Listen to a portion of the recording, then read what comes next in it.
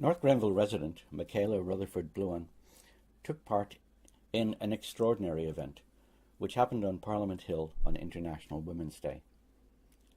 338 young women, each one representing their home riding, took the seats in the House of Commons normally occupied by their Member of Parliament.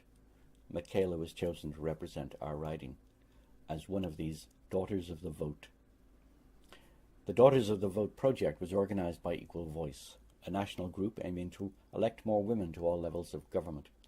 And this morning's session in the House was the culmination of more than a year of planning by Equal Voice's Executive Director Nancy Peckford, a resident of North Grenville, who sat down with the Times recently to talk about Daughters of the Voice and the background to the project.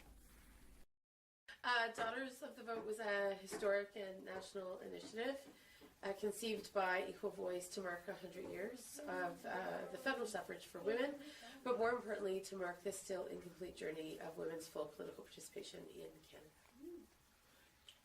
Judging by the way it worked out, yes, it was an astonishing thing. Yes, it was astonishing. It looks like there's that wonderful photograph of all the young women coming up the main drive. Yes. Looks like, okay, we're here. Yeah. You know?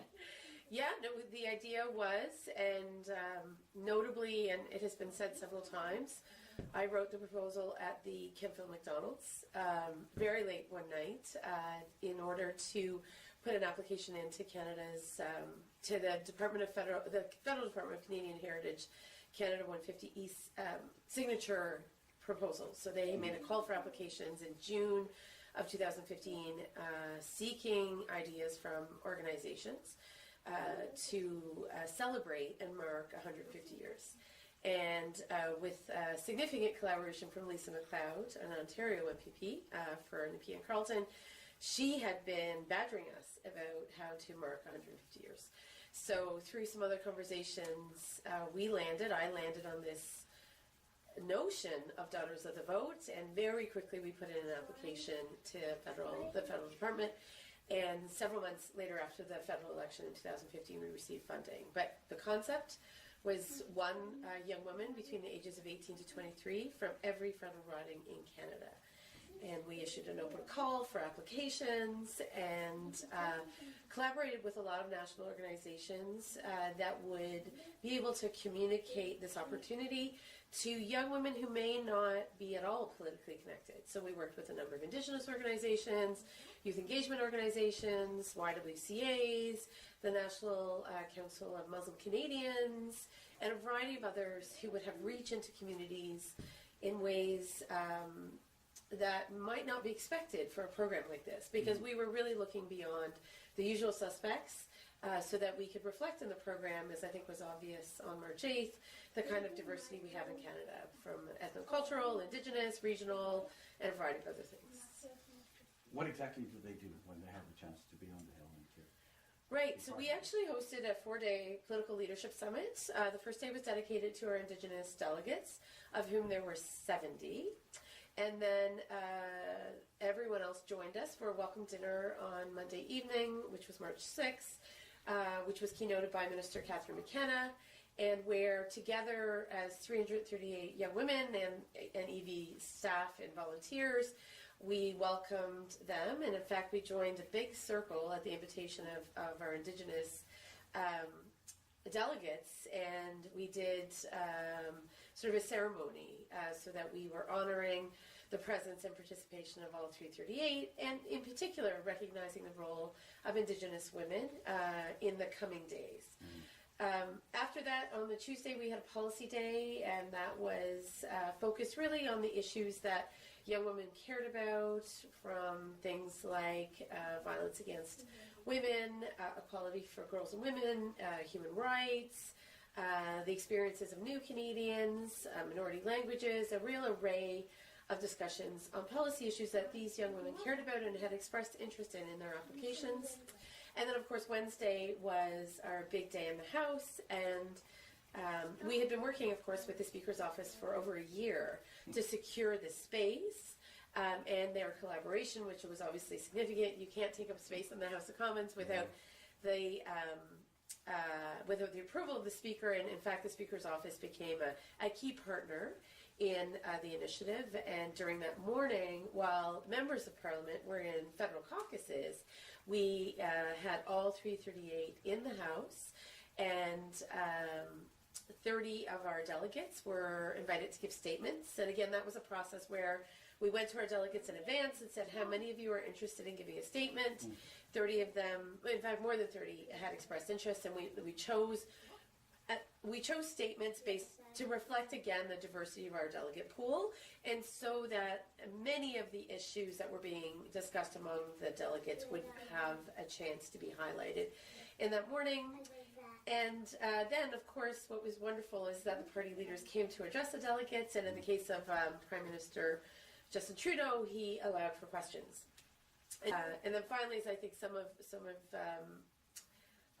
may be aware, the Right Honourable Kim Campbell was present on the floor, and she in fact kicked off that morning session in the House of Commons with a speech of her own about her experience as Canada's first and only female Prime Minister. Yeah. Reading the statements that Michaela, our local rep, made, it seemed like the delegates themselves learned a lot just from being exposed to each other. Like she was very exposed by the Indigenous delegates, for example. Yes. And this seemed to raise all sorts of issues that maybe they wouldn't have come up against I in think their own writing or whatever it might be. That is absolutely the case.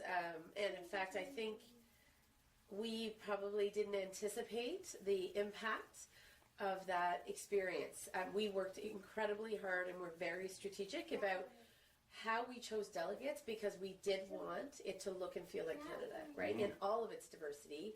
And for many, I think I hadn't really anticipated that, for many delegates, they hadn't never had the opportunity to interact with such a wide variety of Indigenous women, right, young women. Whereas in other cases, women of color representing a variety of different communities had the chance to connect amongst themselves, and we had the Indigenous caucus and a Women of Color caucus, and then of course we had chosen a number of delegates with disabilities. So that solidarity and exchange among delegates was very powerful, and I think one of the things that was most valuable about the program, we heard time and time again, was very few of those delegates had actually been in a women-led space for that period of time. So in our culture, we don't really have as many opportunities for women to really connect amongst themselves, especially younger women, apart from, of course, socially, but in a formalized, way where we were really featuring a very wide range of female leaders, at all ages and stages of life, both elected and non-elected. So we were repeatedly told how powerful it was for those young women to be part of that experience. It occurs to me that, in a sense, what you did in the House, representing Canada and its diversity, is nothing like what the House actually is at the moment. So you can see, this is where we are, this is where we could be. This is like a vision that could be. And hopefully the leaders that were there would see that. Well, that was certainly the intent from the beginning, was to bring an incredibly diverse range of younger women in the House, and show them the power, of our governance institutions, and certainly the power of being in the House of Commons, which has so much history, and of course is a profoundly flawed institution, as most institutions are. But we really wanted to project a vision for the next 100 years, and marking an anniversary that is quite incomplete in terms of women's full political participation. We did want to project that vision for women's leadership going forward, and for it to be really effective, you do need a diversity of women, that represent and reflect different ideological positions and different life experiences in both rural and urban Canada, and Indigenous communities, and communities of new Canadians, all of whom bring a variety of different things to the table.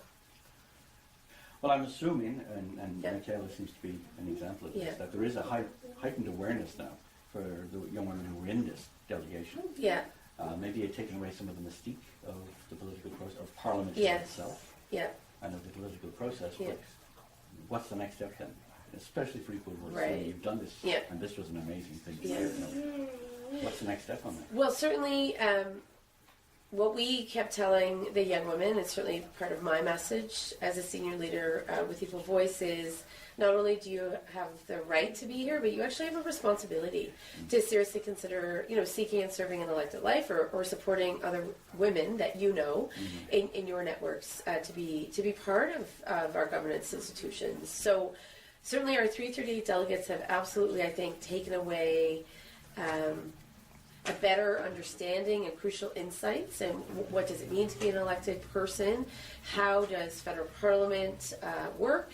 And they've become far more connected to it, not just because they had that week in Ottawa, but because even as a consequence, our hope and our expectation is that they will seize more opportunities to be visible advocates for the issues that they care about, and that Equal Voice can support them to do so. So we received additional funding from Status Women Canada so that Equal Voice could continue to support them in that networking. We got incredible support from the corporate and labor sectors. So that included Air Canada giving us 100 flight passes. Via Rail gave us $130,000 to support train travel in Ontario and Quebec. We had TD Bank giving us in excess of $100,000 to support accommodation costs. The labor movement, including the Canadian Labour Congress, UNIFOR, the Canadian Teachers Federation, all gave very significant in-kind and cash contributions so that we could pull this off. So it wasn't a government-led initiative. Actually, we brought together a variety of sectors to support us and to support the engagement of young women for the future. Those partners and sponsors really understood the power of this program as the week unfolded, because this can't be a one-off. It really has to be something that we continue in the future, and many have asked us, will there be another Daughters of the Vote? And we expect there will be. Well, it's going to be interesting to see then the developments over the next 18 months or so as we go to the next provincial and municipal elections. Yes. Because this is the time to really raise people's awareness, and especially for women to think about getting involved next time, especially at the municipal level where maybe there's more freedom for them to take that step. Yeah, but the good news is Equal Voice has been hosting municipal campaign schools in a number of different provinces to really demystify the municipal process for women who are contemplating running. And as we've spoken in the past, women are community leaders. They're out there, they're doing the work anyway, but it really is getting enough of them to think about standing for election.